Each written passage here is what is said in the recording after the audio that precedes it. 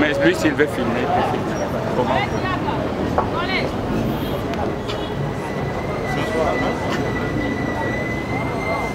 Prions le Seigneur.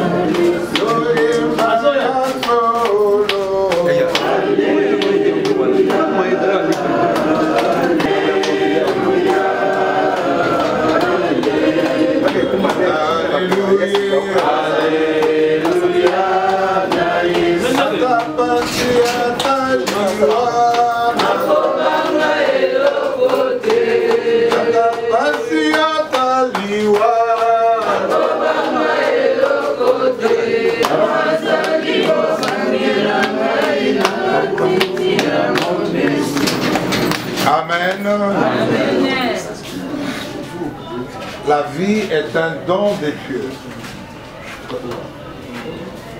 Dieu la donne et Dieu la reprend. Parce que Dieu sait à quel moment chacun de nous quittera cette terre. Dans le psaume 139, le 16e verset, la Bible dit: quand je n'étais qu'une masse informe, tes yeux me voyaient. Tu les avais inscrits avant qu'aucun d'eux n'existât. Et nous voulons dire comme Job, l'Éternel a donné, l'Éternel a repris. Il a permis que nous ayons une maman jusqu'à cet âge. Et le Seigneur l'a repris. Que son nom soit loué. Nous voulons, Seigneur, bénir cette famille. Et bénir le service, tout ce qui va se passer à partir de maintenant, jusque demain, afin que nous puissions la pleurer comme ceux qui ont de l'espérance. Et que tu puisses consoler au travers de ta parole, cette parole qui soutient toutes choses, cette parole qui nous relève et qui nous fortifie. Bénis la famille éprouvée. Bénis tous ceux qui seront là. Bénis ce qui se passera dans tous les programmes au moindre détail. Dans le nom de Jésus-Christ, notre Seigneur et Sauveur. Nous bénissons la levée et nous bénissons ce corps au lieu du deuil. Au nom de Jésus-Christ, notre Seigneur et notre Sauveur, qui vit et qui règne dans les siècles des siècles. Nous avons ainsi prié. Amen. Amen.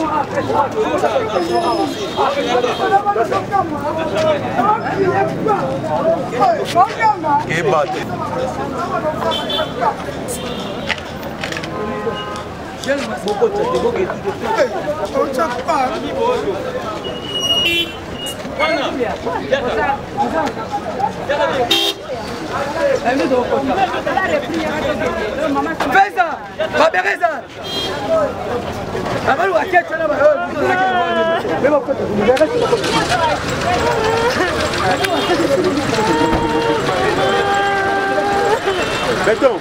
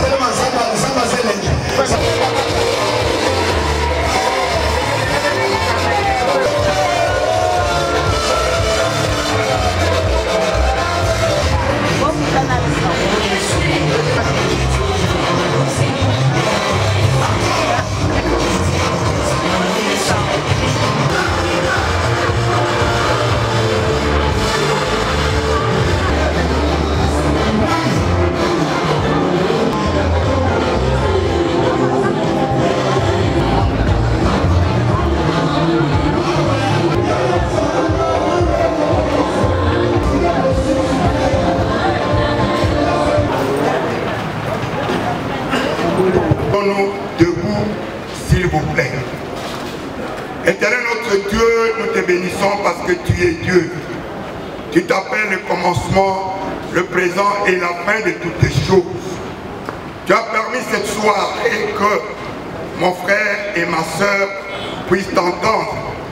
Et tu t'es choisi un instrument inutile mais qui va parler de ta part, notre papa, notre pasteur. Nous le plongeons dans le bain de ton Saint-Sang. Nous détruisons tout ce qui n'est pas de lui. Tout ce qui n'est pas de toi et tout ce que le monde des ténèbres a pu programmer contre lui, contre tous ceux qui sont ici. Je déclare nul et de nul effet. Et c'est là au nom de Jésus-Christ. Merci Père pour ton sang précieux que tu as versé sous la croix de Golgotha pour acheter ma soeur, pour acheter mon frère et pour me racheter, afin que nous soyons invisibles, invulnérables aux attaques du monde des ténèbres. Cher Saint-Esprit, toi, c'est le meilleur des enseignants, viens en ces lieux, pars, afin que seul Jésus-Christ soit élevé, ensemble, mon frère et moi, ma soeur y compris, nous t'acclamons le roi des rois, le tout-puissant, agneau immolé, des justes des juges. Amen. Acclamons le Seigneur. Nous voulons partager la parole. Le Seigneur nous demande qu'à toute occasion, que nous puissions annoncer la parole de Dieu. Maintenant, nous sommes devant une situation de tristesse, mais c'est une situation que Dieu a permise. Et le Seigneur a donné, il a repris, que son nom soit glorifié. Mais néanmoins, nous voulons partager la parole. Nous allons lire quelques versets bibliques. Nous lirons dans l'Évangile selon Jean, au chapitre 19, du 25e au 27e verset. Nous lirons également dans les Actes des Apôtres au chapitre 31, au chapitre 16, le verset 31, et nous allons terminer dans l'Épître aux Hébreux, au chapitre 11, le verset 7e. Et de là, nous allons tirer notre thème qui fera l'objet de notre partage ce soir. Je lis dans la version Louis II. La Bible dit ceci. Près de la croix de Jésus se tenaient sa mère et la sœur de sa mère, Marie, femme de Clopas, et Marie de Magdala. Jésus, voyant sa mère et auprès d'elle les disciples qui l'aimaient, dit à sa mère, « Femme, voilà ton fils. » Puis il dit aux disciples, « Voilà ta mère. » Et dès ce moment, le disciple l'a pris chez lui. Est-ce qu'on peut acclamer cette parole? Et vous voyez, toute la famille se retrouve comme au début. Et même ceux qui s'étaient divisés hier, ils sont obligés de revenir parce qu'il y a un lien commun qui les réunit, comme maman Elisabeth ce soir. Même ceux qui avaient quitté la famille hier, pour une raison ou une autre, ils reviennent parce que le cas de deuil fait que nous puissions nous retrouver. Et nous nous retrouvons en famille.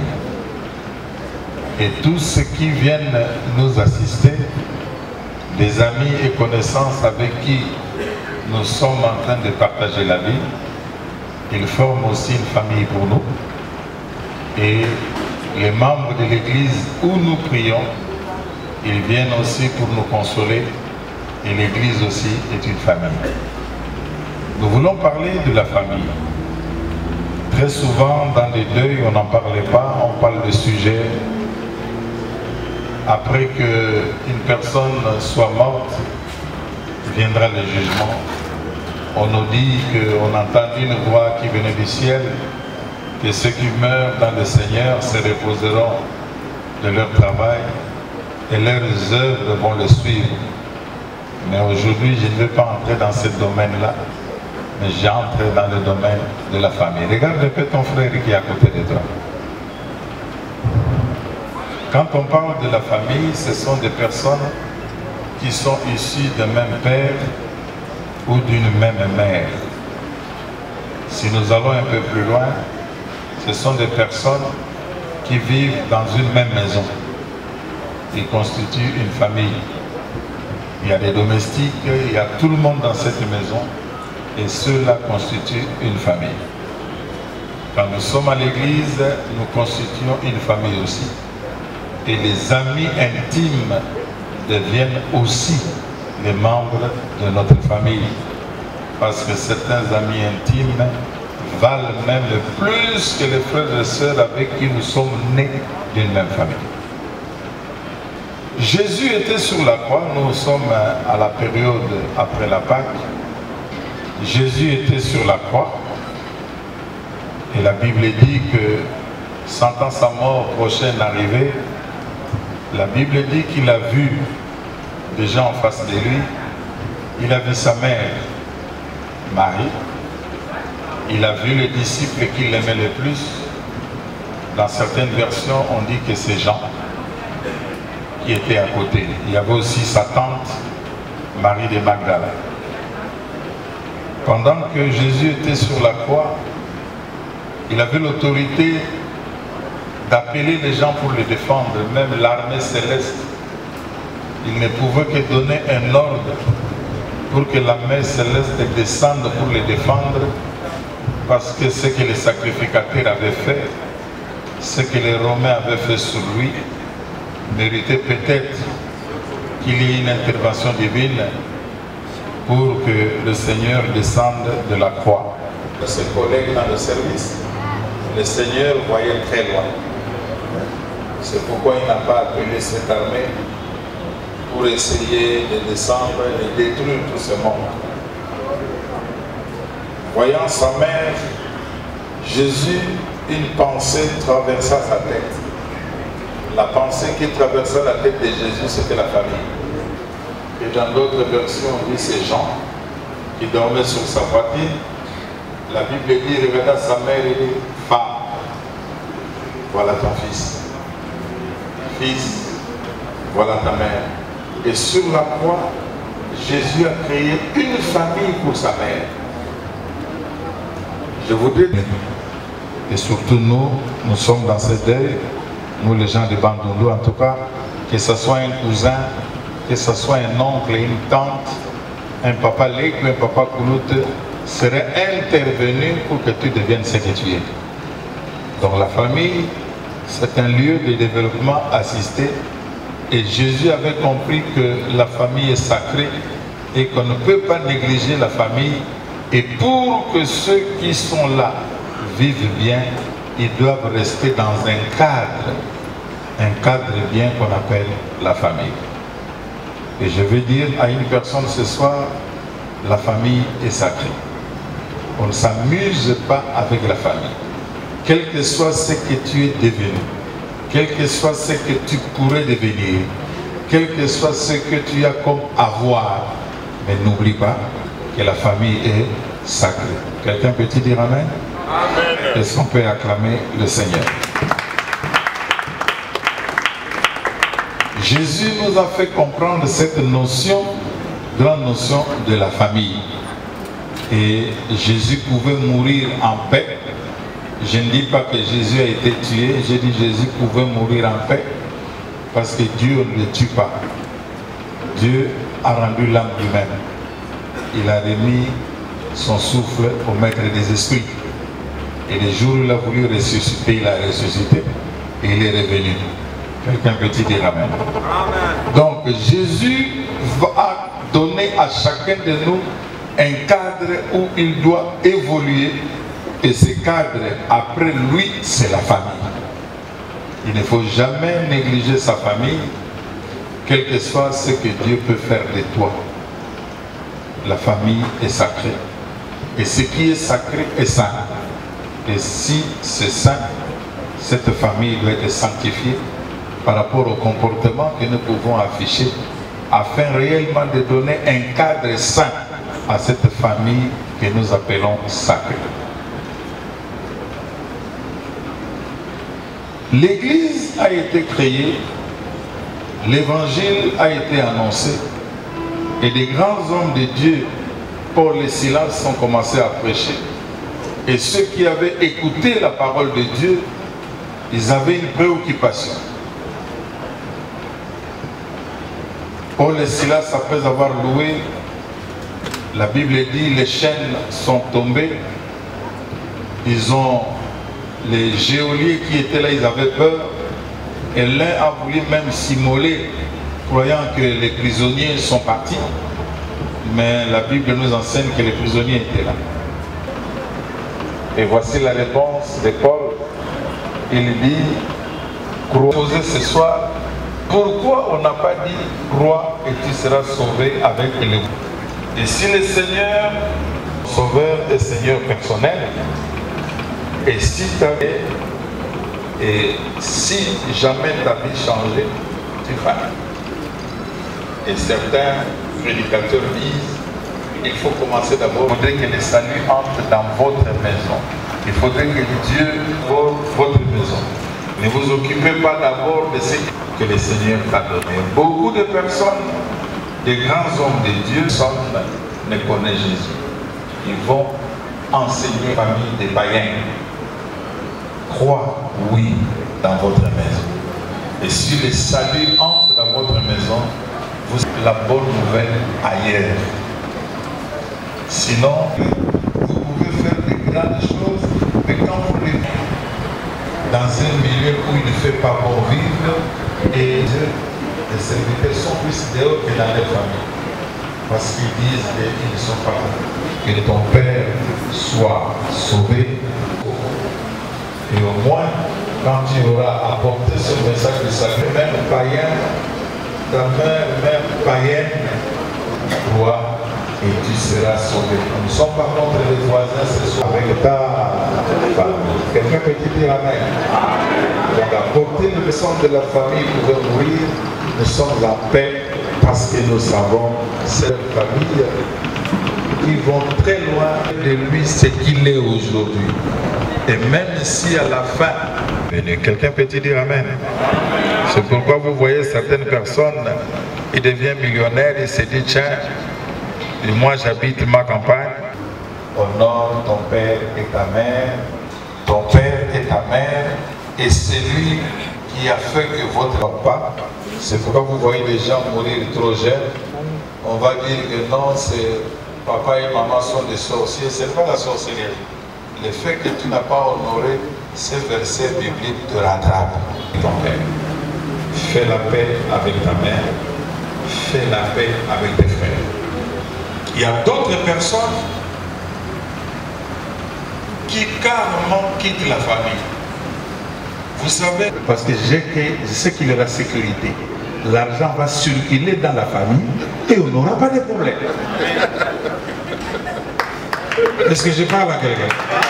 Est-ce que je parle à quelqu'un? Vous allez me dire que dans la famille, il n'y a pas de gens qui ont étudié. Mais ils ont étudié, ils ont des diplômes. Je regarde d'abord tout autour de moi, je les case et les autres, même si vous avez les mêmes diplômes, mais d'abord les miens. Les restes, après, on va leur donner d'autres fonctions. Mais les fonctions de sécurité, pour que moi-même je sois sécurisé, je leur donner à mes frères. C'est la vérité, ce que je vous dis. Ce n'est pas sorcier et ce n'est pas de l'injustice. Et si je vais nommer un ministre de la justice, mais j'ai des neveux qui ont terminé les droits, il y a des gens qui sont des docteurs, vous voulez que j'aille chercher un docteur en droit dans la rue, pendant que chez moi à la maison il y a un docteur en droit.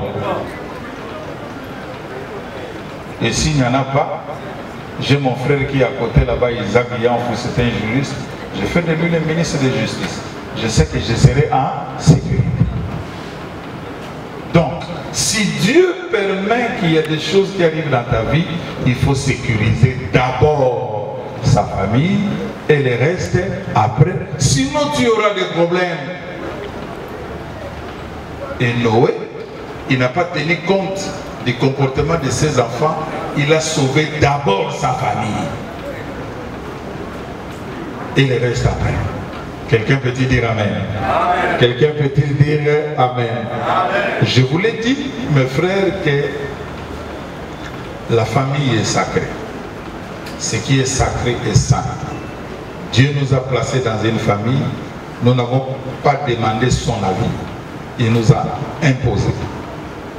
Et s'il nous impose, n'ayez pas honte de votre famille parce que c'est ta famille. Dieu peut faire en sorte que tu sois le Joseph de votre famille. Cherchez un cadre bien où vous allez les installer. Comme Joseph a installé sa famille à Goshen, il a créé une structure pour qu'il se développe bien. Et s'il se développe bien, cette richesse sera aussi ta richesse. Quand tes enfants feront un tour vers les oncles et les tantes, ils en bénéficieront aussi. Mais le cadre, c'est toi qui l'as préparé. Quelqu'un peut te dire Amen? C'est pourquoi j'ai dit à ceux qui avaient dit Ngaïna Binotoro, yokana te tokutanaka na matanga na komisi nzambe mpo nzambe apermeteke matanga mpe eya. Alors lokola tokokuta na matanga toyokana.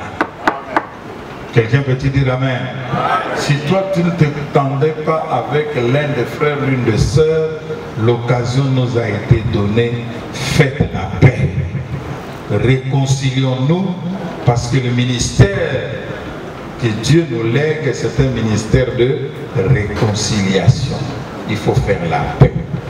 Et que ce jour où nous sommes en train de pleurer notre maman Elisabeth soit un jour où tout le monde va se réconcilier. Tout le monde qui avait déterré la hache de guerre est obligé de l'enterrer afin de faire la paix. Parce que Dieu nous en a donné l'occasion. Nous n'avons pas deux familles, nous n'en avons pas trois, nous avons une seule famille. Et si Dieu permet que ça soit comme ça, vivons en paix, comme les frères et sœurs d'une même famille. Bien-aimés, je vais terminer en disant que les jours où tu auras un problème, il n'y a que quelques personnes qui vont intervenir avec joie pour que la situation que tu traverses puisse changer. Ce sont les membres de ta famille. Et aujourd'hui, nous sommes là. Que Dieu nous aide à comprendre cette notion de la famille afin que nous puissions agir en conséquence. Que nous ne puissions pas nous leurrer à dire Nazana mbongo nangai attaque mbongo ekotikala yo pe okokufa me bandeko batikali bakokunda yo ata okima bango lokolo zandeko na biso tokokunda yo kaka. Alors ne vous leurrez pas, demeurons unis dans la famille afin qu'ensemble nous bâtissions des grandes familles et que nous puissions nous respecter les uns les autres, que nous puissions honorer nos parents afin que nous vivions très longtemps sur cette terre des hommes. C'est le seul commandement qui est accompagné d'une bénédiction. Et pour tout le monde qui est venu dire au revoir à maman qui ne nous entend pas, c'est une façon de l'honorer. Que Dieu vous bénisse et qu'on ne meure pas ces derniers temps, que tout le monde vive très longtemps à cause des honneurs que nous venons présenter à notre maman. Que la grâce du Seigneur soit avec vous et que Dieu vous bénisse très abondamment. Nous allons nous lever sur cette voisin au hasard lié de sang, lien de nom, lien de famille. Tu ne peux pas te séparer avec lui. Frère, au nom de Jésus, ne quitte pas la famille, ne faites pas du mal, parce que c'est cette famille qui fera en sorte que tu sois assisté pour ton développement meilleur. Prions tous ensemble.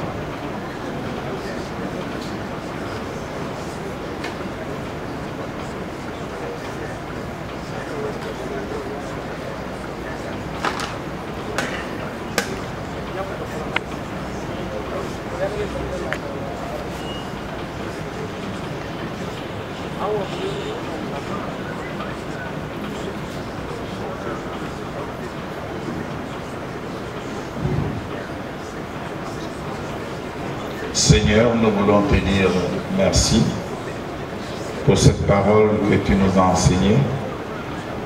Ta parole est la vérité. Ta parole sanctifie. Ta parole nous prépare afin d'agir dans le sens de ta volonté. Nous voulons, Seigneur, au travers de ce deuil, que nous soyons unis comme une famille, que chacun de nous reconsidère toutes ces déclarations afin de rentrer totalement dans la famille, connaissant quel que soit. C'est que mon frère et ma soeur, il est mon frère, il est ma soeur. Je demeurerai attaché à lui et je prierai pour lui comme moi je suis converti, que lui aussi se convertisse, afin que la paix totale règne dans la famille. Au nom de Jésus, nous avons prié et nous disons Amen. Amen. ezali ngolu. Alors tokobeta CTP neloko moko ya muke. Maman a loué, accueilli. Mais nous devons être dans la joie. Et cette dose en est singo. Pourquoi? Parce que ce n'est pas parce qu'elle est morte, mais parce que Dieu a accompli sa volonté. Et le Banzamé le dit que l'homme vivra 70 ans et le plus robuste atteindront 80 ans. Yé asali akokisi mokano nzambe. Et sengeli tango zolela zalane sengo. Yabake mama asalaki nzambe na mokili akokisi pe mbula oyo nzambe alobaki yo na ngai soto landi liloba na ye esenge tokokisa mbula wana tobeteli nzambe na biso maboko. Acclamons notre Dieu parce que c'est une grande joie pour nous. La question que toi et moi nous devons nous poser komitu na yo na ngai est-ce que na okokisa mbula wana? C'est une grande question que nous devons nous poser. Alors, bondeli nzambe, tango zolela, ozokumisa nzambe, pona bomo ya mama yaya na biso, mama na biso, koko na biso, akokisi mokano nzambe. Allez lire dans Psaume 90, le verset 10, dit l'homme vivra 70 ans et le plus robuste atteindront 80 ans. Elle n'a pas seulement accompli 70 ans, mais elle a été, grâce à Dieu, la plus robuste parce qu'elle a été au moins 80 ans. C'est pourquoi ensemble, nous acclamons encore notre Dieu et le programme se poursuit. Amen.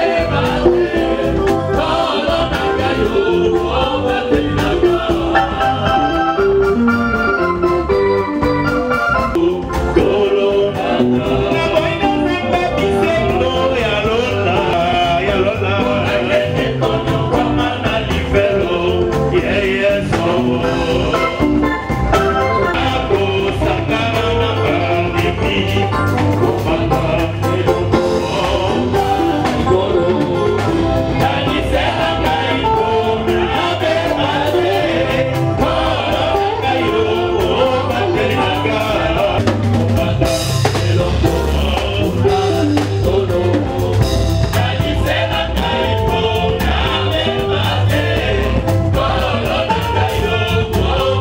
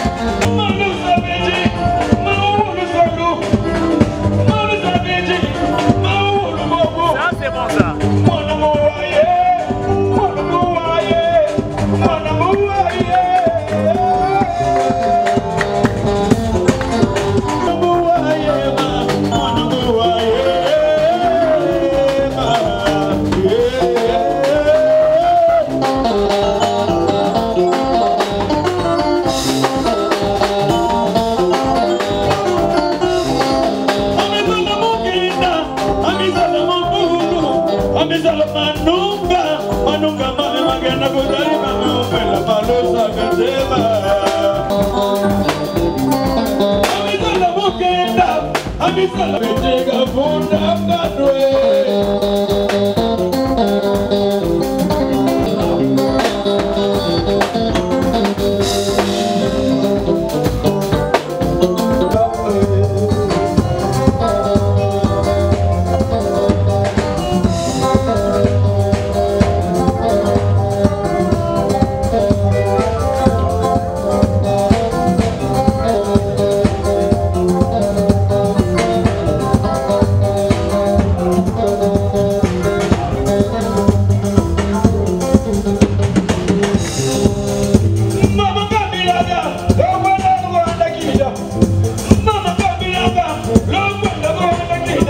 How you doing?